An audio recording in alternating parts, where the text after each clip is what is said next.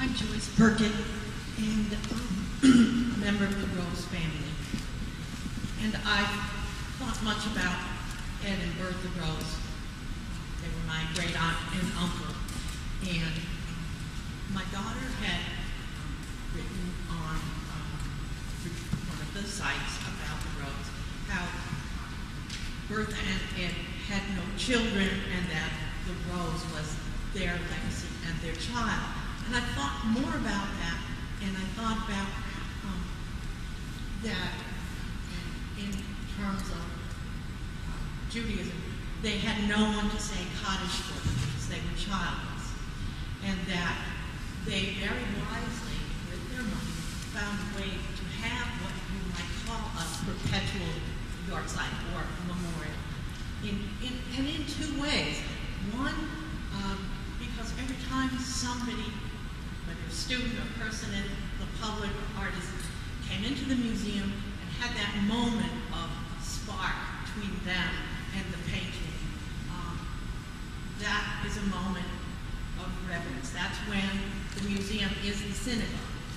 And also, the Kaddish itself, the prayer in memoriam for the deceased, is a prayer about life. There's no word of death in it. And so it's reflecting on what was said before about the art moving forward and being about life. And that's why a woman who collected Canary china was also able to endow a museum that was collecting contemporary art because they wanted life, they wanted that forward movement, and they wanted that bond of life to continue moving forward after they were gone, and they made their intentions very clear of the perpetuity of this museum.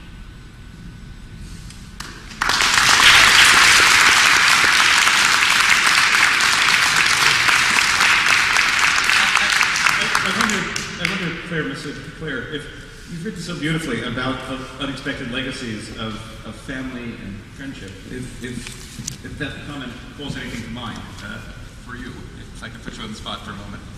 I just want to say you need to talk right into the mic for everyone to hear. You did put me on the spot. I was just leaning over and saying, what a beautiful, now I can't see you, but how beautifully expressed, and how moving. I mean, I can't think of that's the best, what you just said is the best thing I've heard all night. And I've heard many wonderful things, and I just thank you so much for saying it. I'm not sure that I have more comment than that. I said to Claire after we heard those words, that's the idea. And the idea is not the roses. The roses are our ancestors. In terms of what Mark said about honoring the ancestors, the reason to have institutions like this one, by which I mean the university, not just a museum, is a very fundamental human thing, honoring the ancestors. And you honor them in a way of taking their gifts and making them available to the next generation. That's the center. It's not an ornament.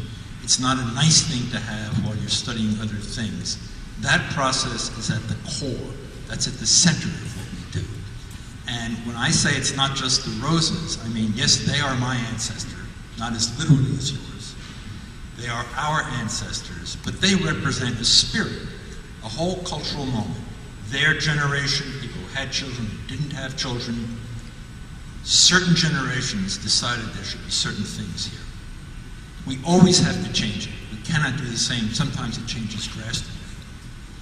But if we fail to be very, very focused on exactly what they wanted, it's not just fiduciary in some legal sense. If we break a chain that should be maintained of that kind of time, woe to us. We bring a curse on ourselves.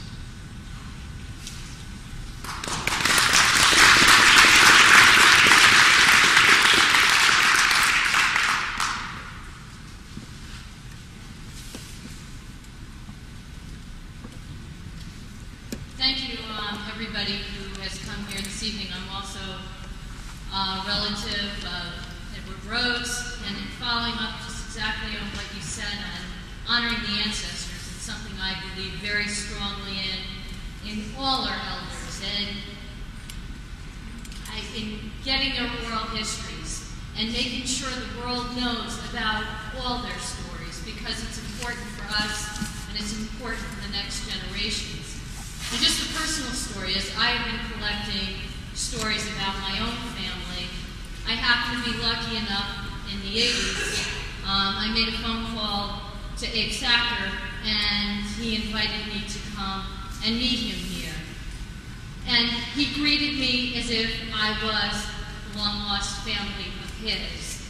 And he told me about the book he wrote, A Host at Last, which talks about the founding of Brandeis, and it talks about how the Rose Museum came into being. And one of the things that's very clear in what he said to me and what is stated in his book, first of all, he was a man of incredible vision.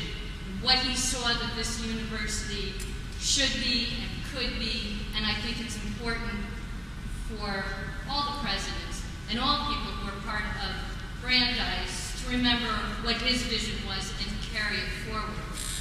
But he wanted a museum here. He didn't ask Ed and Bertha Rhodes for a university gallery.